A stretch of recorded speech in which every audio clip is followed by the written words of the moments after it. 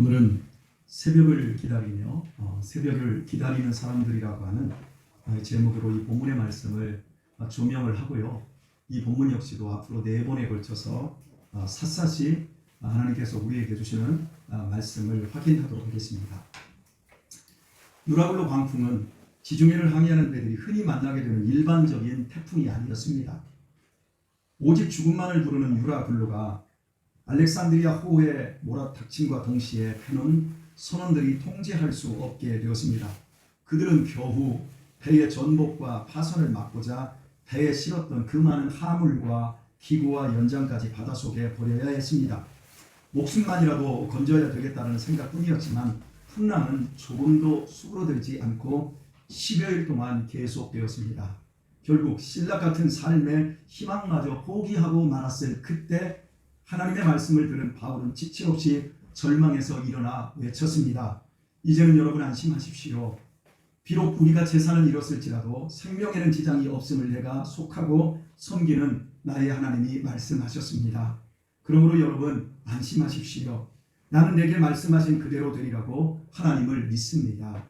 그리고 이 배가 반드시 한 섬에 걸릴 것이라며 믿음을 가지고 자신 있게 단언하였습니다. 여기까지가 우리가 지난 시간까지 살펴보았던 내용이었습니다. 지난 시간의 말씀, 믿음의 해석, 해석을 어떻게 두느냐에 따라서 우리의 운명이 달라진다라고 여러분에게 말씀드렸습니다. 오늘 본문은 그 이후에 진행되는 상황에 대한 말씀입니다. 본문의 시각은 폭풍으로 인해 사방을 분간할 수 없는 여전한 한밤중이었지만 선원들은 무치 가까워짐을 직감하였습니다. 베테랑 선원들은 먼 거리에서도 물결의 모양, 바람의 소리, 냄새로서 육지 방향을 감지할 수 있다고 합니다. 지중해는 동서의 길이가 약 4,000km에 남북의 최대 길이가 약 1,600km로 총 바다 면적은 296만 9천 제곱킬로미터로서 남한 면적이 약 10만 제곱킬로미터이니 지중해는 남한의 30배에 해당하는 바다 면적입니다. 그리고 평균 수명은 4,000m 정도 됩니다. 따라서 지중해의 망망한 바다 위에서 땅의 기운을 직감적으로 안다는 것은 대단한 육감이라 할 수 있을 것입니다. 더욱이 알렉산드리아 호는 풍랑에 휩싸인 지 14일째였습니다. 그들은 먹지도 마시지도 못하고 풍랑과 싸우며 지칠 대로 지쳤고 결국에는 삶의 희망마저 놓아버린 사람들이었습니다. 그럼에도 한 치 앞도 구별을 못하는 폭풍이 이는 한밤중 상황에서 선원들의 육감이 작동하였고 지체 없이 그들은 수심까지 재어보게 되었습니다. 저는 10수년 전 우리 하영이가 초등학교 한 2, 3학년이었을 때 울릉도에 들어가는 4시간 동안 극심한 배 멀미로 결국에는 배 바닥에 누워버리고 말았습니다.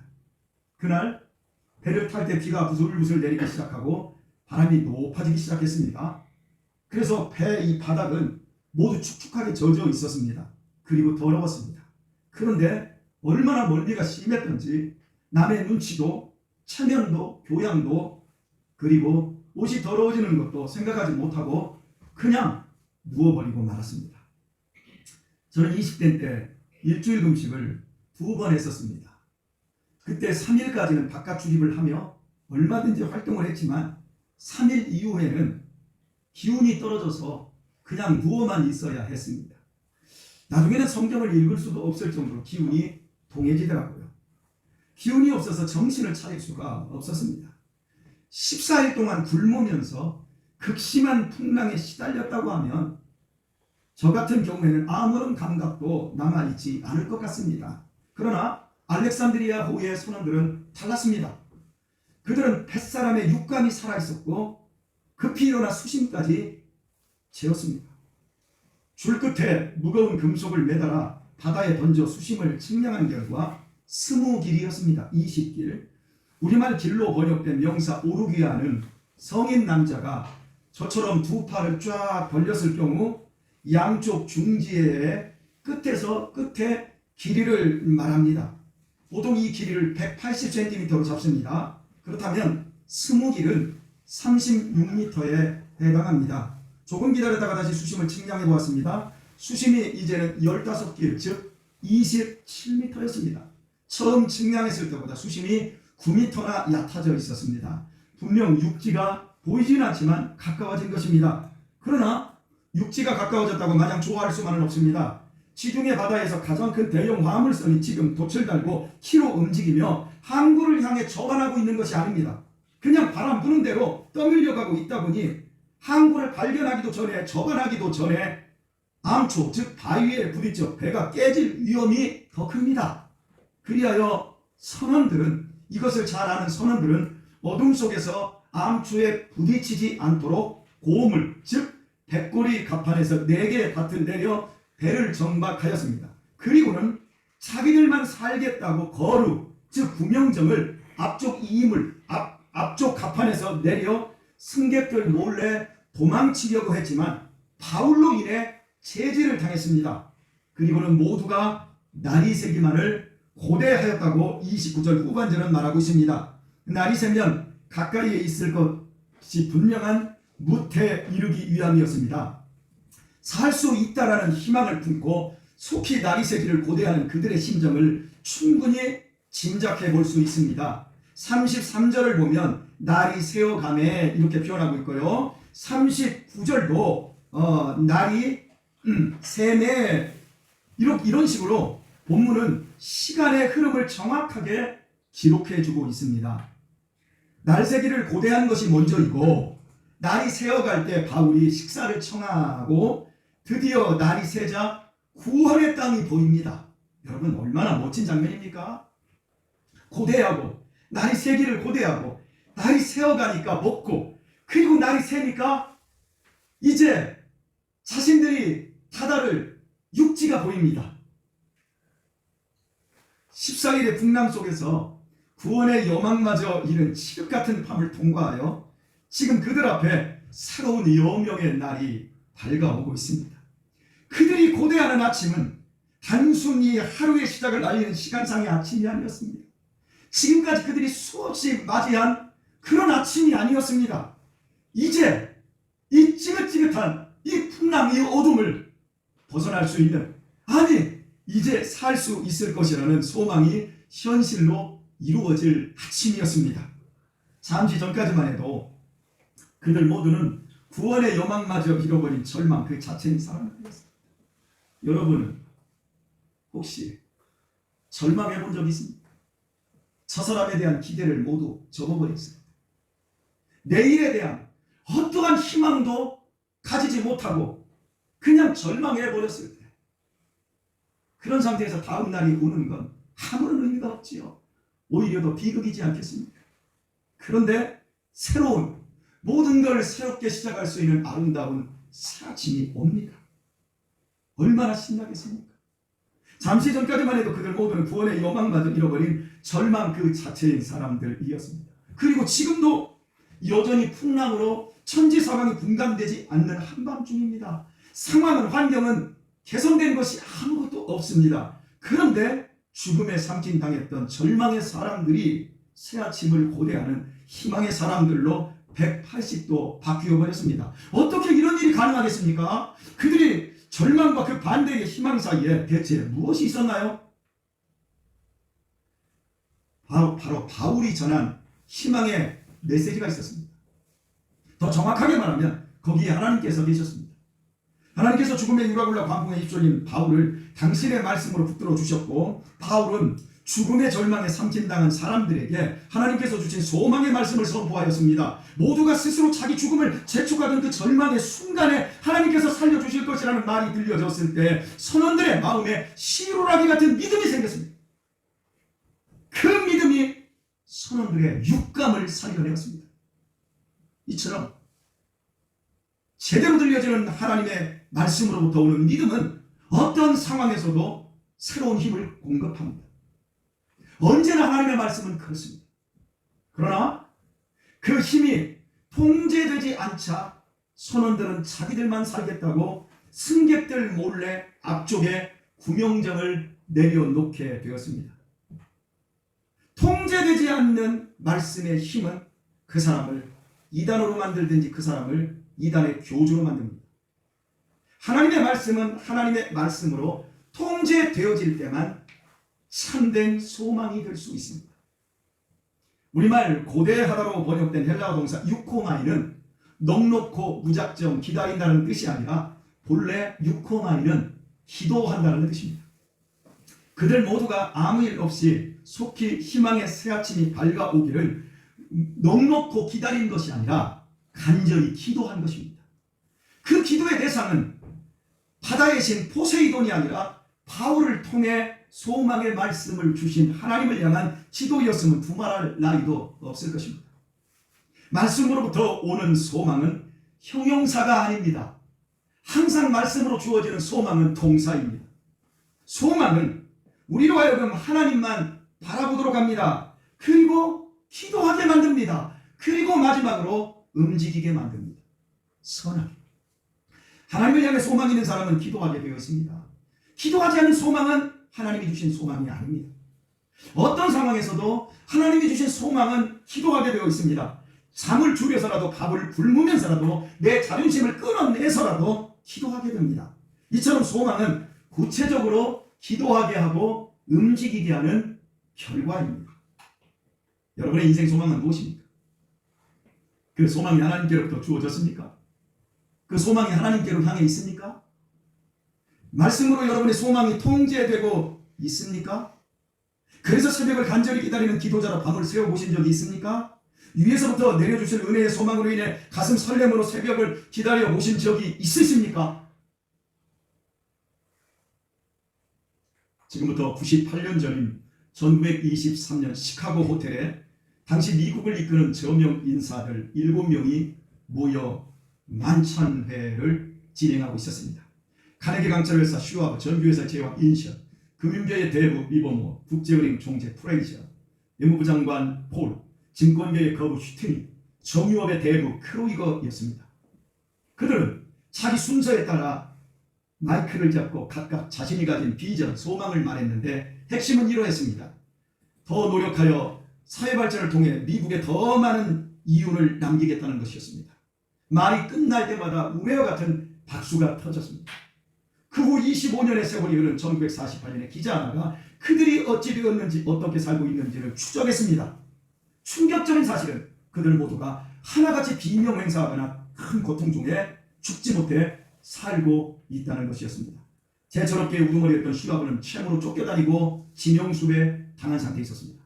금융업계의 일인자 리버모어, 건축업계의 크로이거, 국제은행 총재 프레이저는 자살로 삶을 마쳤고, 증권업계의 휴트니는 정치병에 시달리다 죽었고, 정유업계의 크로이거는 파산 충격으로 죽었고, 전기업계의 인셜은 해외 망명으로 미국을 떠났고, 내무장관 폴은 뇌물을 받아 복역 중 사망했다는 것입니다.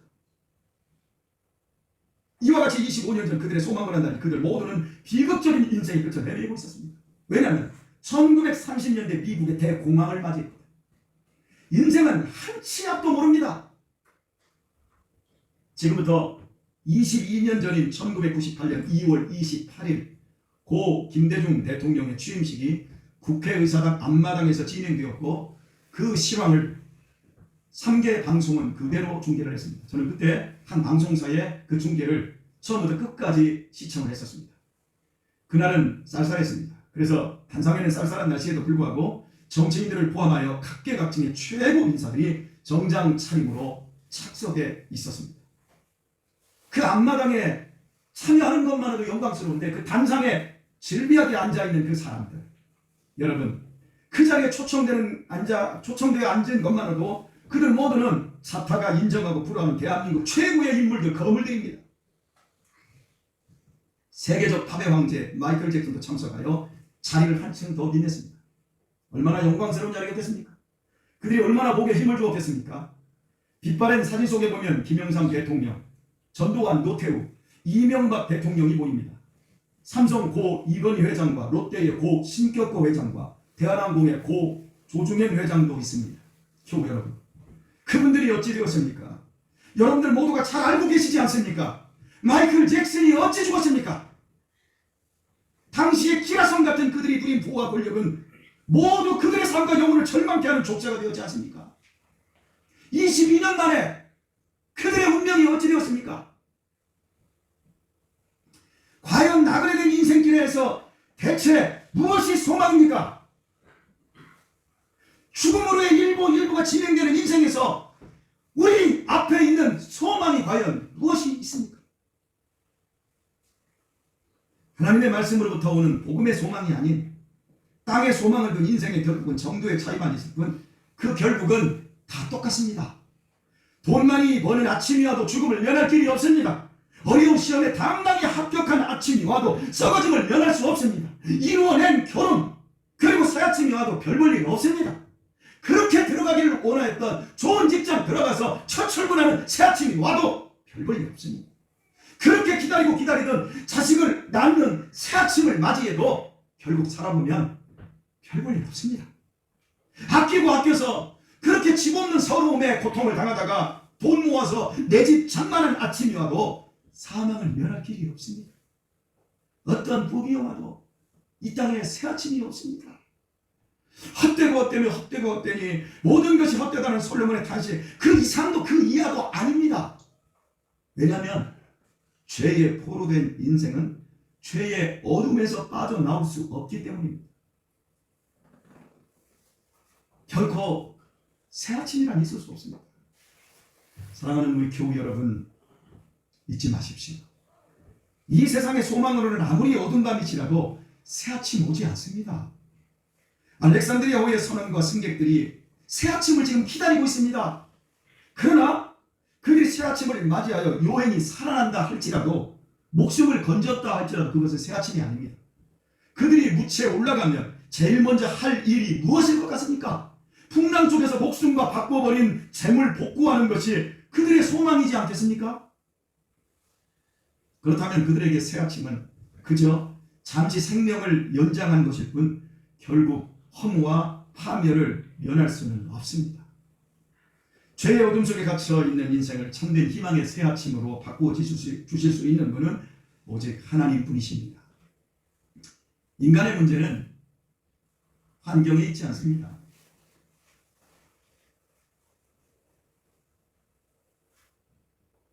주변이 어두워서 어두운 것이 아니란 말입니다. 내 몸이, 내가 어두운 것이 문제입니다. 내가 무지하고 내가 미련한 그 어둠이 문제입니다. 삶의 모든 문제는 바로 내 안에 있습니다. 그래서 나이 한 50, 60만 먹으면 자식의 문제를 끌어안고 다 이렇게 말해요. 그거 다 내 문제라고. 다 나 때문이라고. 그렇지 않던가요? 환경의 문제가 아니에요. 다 문제는 내 안에 있어요. 내 몸이 밝아져야 합니다. 내 안에 새 아침이 먼저 와야 합니다. 하나님만이 그 아침을 주시는 분이십니다. 내가 어디에서 와서 어디로 가는지도 모르는데 사람들이 밥을 먹고 있어요. 결국은 죽는데 죽음에 대한 해답을 모르면서도 밥이 넘어가고 계속해서 화장실에 가고 더 좋은 거 먹겠다고 그러고 삽니다. 어떻게 밥이 넘어가요? 그게 이상하지 않던가요, 여러분? 인간은 답을 모르기에 내면이 불안합니다. 모든 인생은 불안합니다. 불안하니까 우울증이 옵니다. 날이 갈수록 밤거리는 더욱 휘황찬란해지고 있습니다. 대한민국은 이제 밤이 없어졌습니다. 밤인데 밤이 아닙니다. 안성시 죽산면에 있는 용설리에 있는 수양관 깡촌 아닙니까? 그런데 그 깡촌 동네도요, 대낮같이 가로등이 밤새도록 켜져 있습니다. 세상은 럭셔리하고 스마트해졌습니다. 그러나 사람들의 마음은 칠흑 같은 어둠으로 뒤덮여 있고 사람과 사람 사이는 더욱 멀어져 가고 있습니다. 혼자만 살겠다고 여차하면 거루를 내려놓고 자기 부모도 죽이고 자기의 사랑하는 배우자도 죽여버립니다. 여러분은 죽이지 마세요. 무서워 죽겠어요. 죽일까봐. 세상을 둘러보아도 아무런 사고, 아무런 사건, 아무런 이야기밖에 없어요. 절망이 판을 치고 있습니다. 어둠이 판을 치고 있습니다. 하나님을 떠난 인생에게는 영원한 밤뿐입니다. 새벽이 오고 있는 것 같고 물길이 얕아지지만 참된 아침이 아닙니다. 야, 돈이 좀 쌓여가고, 야, 고루가 있고, 인생에게 더 답답하고 괴로운 것은 물길이 얕아지는 것이 중요한 것이 아니라 내가 하나님께로 돌아가야 하는데 하나님께로 돌아갈 길이 없다는 겁니다. 왜냐하면 예수님만이 하나님께로 돌아가는 유일한 길인데 그것을 사람들이 인정하지 않습니다. 더욱더 증오하고 그러면서 물기만 잽니다. 그러면서 계속해서 방황하는 겁니다. 머리 깎고 산속으로 들어가면 해결되는 줄 알지만 어린 반프로치도 없는 일입니다. 수양하면 하나님께로 돌아갈 수 있을 것 같지만 힘없는 일이에요. 오직 예수 그리스도만이 나와 나의 가정에 어둠을 몰아내고 참된 새 아침을 열어주시는 생명에 대한 계명성이십니다. 안타까움은 교회에 와서도 길이요 진리요 생명이신 예수님을 인격적으로 믿거나 만나지 못하고 물길만 재고 있는 사람들이 있습니다. 물길만 재지 말고 거룩줄만 내리지 말고 믿어야 합니다. 예수님의 구원과 예수님을 통한 하나님의 무조건적인 용서와 축복을 믿고 의지해야 합니다. 언제까지 그걸 재고만 있을 것입니까? 믿지 않으면 물길은 계속 얕아지는 것 같지만 보이는 것은 아무것도 없습니다. 믿음 없으면 교회 안에 와서도 육감만 발달하지 하나님의 은혜에 대해서 깜깜무소식이 됩니다. 믿음이 그저 지적 동의일 뿐 예수님을 왕으로 모시지 않고 자기가 왕입니다. 예수님께 무릎 꿇지 않습니다. 성경을 자기가 해석합니다. 하나님의 말씀에 통제가 되지 않습니다. 그러니 날이 새어가고 물길이 얕아질수록 그런 사람들은 더욱 내면이 불안해지고 흔들립니다. 즉 나이는 먹어가고 늙어가고 있고 신앙의 온조는 더해가는데 내면은 더욱더 불안해지고 허약해지는 겁니다. 그런 분들에게는 새 아침이 오지 않습니다. 오늘날 교회마다 이런 소경과 귀머거리들이 너무나 많습니다. 사랑하는 우리 교회 여러분, 이 귀한 시간에 여러분의 내면에 어떤 어둠으로도 지지 않은 예수님의 계명성이 활짝 뜨길 축복합니다. 바울은 로마서 7장 24절에서 이렇게 탄식을 했습니다. 오라 나는 곤고한 사람이로다. 이 사망의 몸에서 누가 나를 건져내랴. 바울도 자신이 사망의 몸을 가진 곤고한 사람임을 장탄식했습니다. 환경이 문제가 아닙니다. 율법이 없는 게 문제가 아닙니다. 결코 아침이 와도 여명이 밝아올 수 없는 죄인의 마음, 죄인의 몸뚱이를 가진 것이 인간의 근본적인 문제입니다. 그러므로 인간에게 소망은 바로 나의 신분과 나의 마음을 바꾸시고 나를 변화시켜 주실 예수님 외에는 없습니다. 나를 죽음의 구렁텅이에서 건져낼 수 있는 분은 당신의 독생자로 하여금 내 죄값을 완벽하게 대신 치르게 하신 하나님 한 분뿐이십니다. 죽음을 이기고 3일 만에 부활의 아침을 여신 우리 주 예수님의 은혜만이 내 사망의 몸과 인생을 밝힐 수 있습니다. 그러므로 바울은 이 사망의 몸에서 누가 나를 건져내려는 장탄식에 이어서 이제 그리스도 예수 안에 있는 자에게는 결코 정죄함이 없나니 이는 그리스도 예수 안에 있는 생명의 성령의 법이 죄와 사망의 법에서 너를 해방하였음이니라. 이렇게 자유를 외칩니다. 그리스도 예수 안에 있는 자, 바울의 사망의 몸에 찾아온 영원한 계명성은 말씀드린 대로 죽음을 이기신 예수님이셨습니다. 저는 우리 성도님들이 신앙에 대해서 널뛰기를 하는 걸 봅니다. 좋을 때는 한없이 올라가요. 그리고 안 좋을 때는 저 밑으로 푹 꺼져 있어요. 여러분 그거 정상 아니에요. 아시겠어요? 널뛰기를 할 수 있지만 저 천국까지 올라갔다 지옥까지 떨어지고 이건 정상이 아니에요. 참된 영역을 만난 사람은 그렇게 널뛰기를 할 수가 없어요. 참된 영역을 만난 바울은 비록 곤고한 사망의 몸을 가졌어요. 오라! 이 사망의 몸에서 누가 나를 건져내랴 장탄식을 하고 있지만 그 몸을 주님께 드리고 있잖아요. 그 결과 바울은 쇠하지도 썩지도 않는 영원한 하나님의 생명으로 자신의 인생을 귀하게 가꿀 수 있었습니다. 뿐만 아니라 하나님께서는 그런 바울을 통로 삼아 죽음의 광풍인 유라굴로에 휩쓸려 죽음의 절망에 삼킴당한 수많은 사람들에게 구원의 소망을 참된 새 아침을 안겨주실 수 있었습니다. 오늘의 말씀을 맺겠습니다. 나는 지금까지 삶의 궁극적인 소망을 무엇에 두고 살아왔습니까? 돈입니까? 출세입니까? 자식 잘 되는 것입니까? 모두 중요한 것들입니다.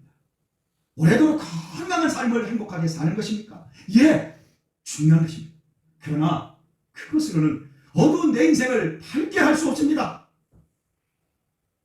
세상의 것은 그 무엇도 사람도 이 세상의 어두운 절망에서 우리를 건져주지 못합니다.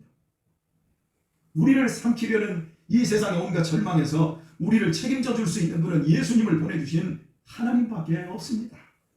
그 하나님이 나를 사랑하셔서 내 사망의 몸을 생명으로 가득 채워주시기를 고대하며 우리보다 더 간절히 우리를 기다리고 계십니다.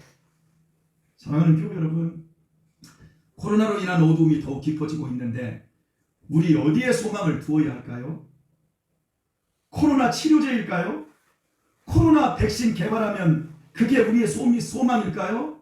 정부의 방역 지침일까요? 제가 우리 성도들, 교회 나오지 않은 성도들한테 전화를 하면, 목사님 코로나 잠잠해지면 나가겠습니다. 그래, 그럼 제가 코로나 잠잠해지지 않습니다.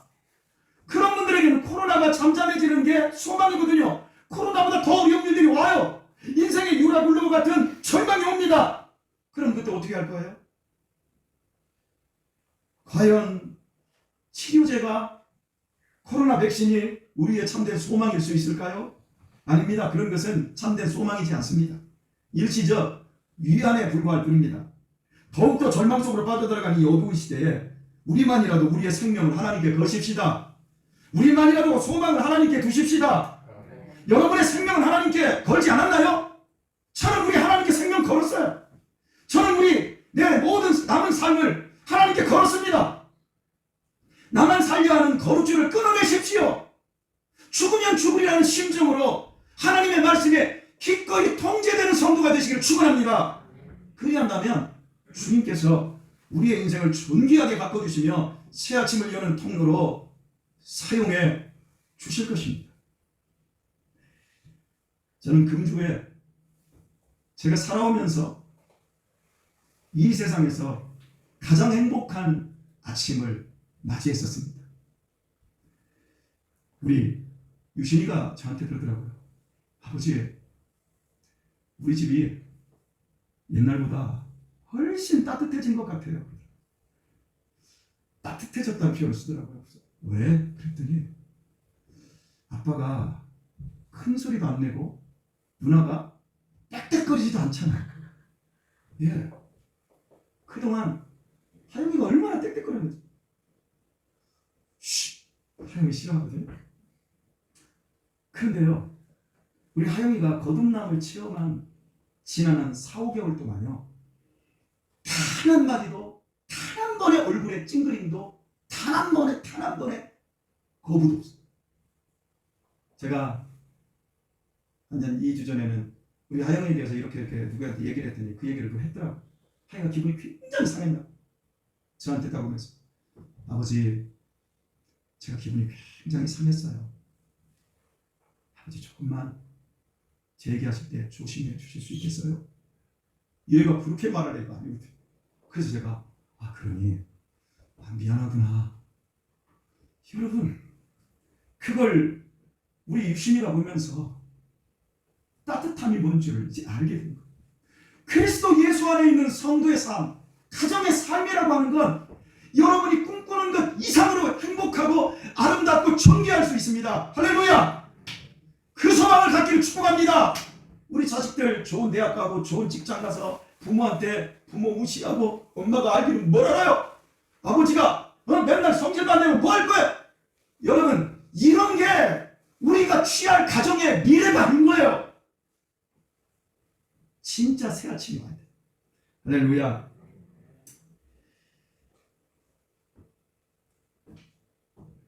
바울처럼 기꺼이 사망의 몸을 예수님께 드리게 되어졌을 때, 그 하나님의 말씀에 통제되었을 때, 하나님은 바울을 통해서 그의 인생을 존귀하게 하셨을 뿐만 아니라 그와 관계되어 있는 모든 사람들에게 새 아침을 여는 통로로 사용하였듯이 우리들도 주님께서 그리 사용해 주실 것입니다. 이 시간 기쁨으로 우리의 아버지 되어주신 하나님께서 우리 마음에 참된 새 아침을 열어주시기를 예수님의 이름으로 축원합니다.